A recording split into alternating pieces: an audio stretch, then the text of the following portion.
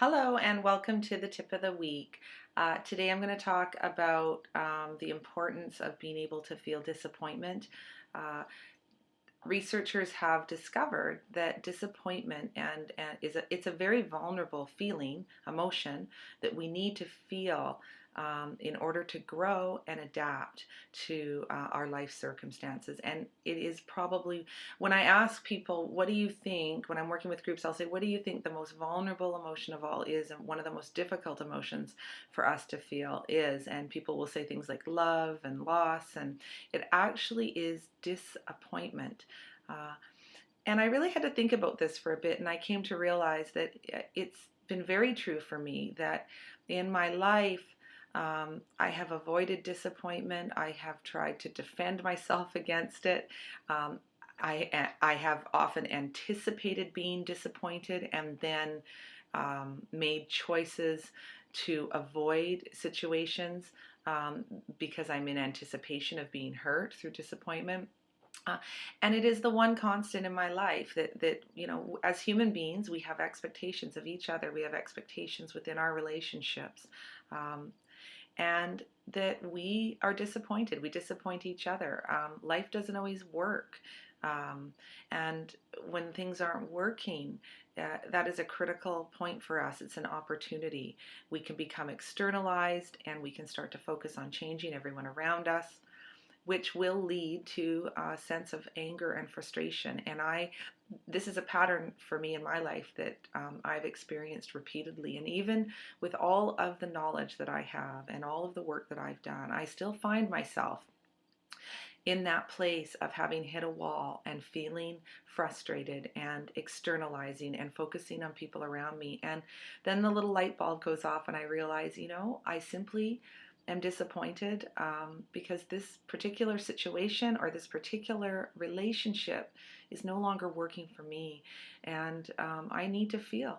I need to feel sadness or the hurt around the disappointment. And then I need to let go. And then I need to move on. I need to adapt. And sometimes that means making a choice. And I think that's what makes it hard to accept and feel disappointment, is that if we let go and do that, it's going to bring us to that next place of having to make a decision. Do we continue to put ourselves in a situation that is disappointing or where we get disappointed? Or do we make a change? Do we make a positive change for our own betterment? Do we take ourselves out of situations where we continually end up getting hurt? But the point I really am stressing or underlying here is that if we feel disappointed or if something disappoints us and we notice ourselves becoming angry or stressed or feeling like we need to control the situation, we become externalized and focused on the people and things around us as if somehow we could change it and that would make us feel better. That's a really great sign that we are not feeling the vulnerable emotion of disappointment. It's a great red flag that tells us we need to stop and we need to really do our own inner work to process the disappointment and to just feel it. And the difficulty for me with that, I think, is that I'm action oriented and I want to do something. And when I get into that mode of feeling like I need to do, that's a really big red flag for me. So for me just to feel, it requires absolutely no action. It requires me to self-reflect, to be with myself, to go inside, and to feel a vulnerable emotion, and to recognize that somehow there's been wounding for me, and that's part of being a human being. That's part of being alive. Um, I guess for me at this point on my journey, the reason I'm embracing this whole concept is that I also need to build this capacity within my children.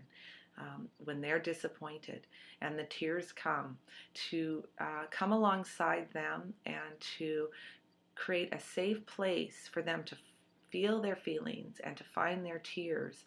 And I can only do that for my children if I'm doing that work for myself. Otherwise, we become very, very stuck. And we become angry and we become frustrated and we stay stuck in that place, and it's not a fun place to be. So this week, just notice for yourself how you respond to disappointment. Are you like me? Do you anticipate it and then avoid it? Do you try to control it? Do you get angry? Do you get stuck in a place of frustration? Um, what are all the funny little things or behaviors that you do to avoid feeling disappointed, as opposed to just feeling it? And then, notice that. And then the next step would be to allow yourself to feel the disappointment. And what is that like for you? Where do you feel it in your body? Allow the tears to come if they need to, and process it and see what happens when you come out the other side, more resilient, that you can survive it. And that a lot of creative solutions that help us adapt to the ever-changing landscape of our life comes from having those moments with ourselves. Thanks, and have a great week.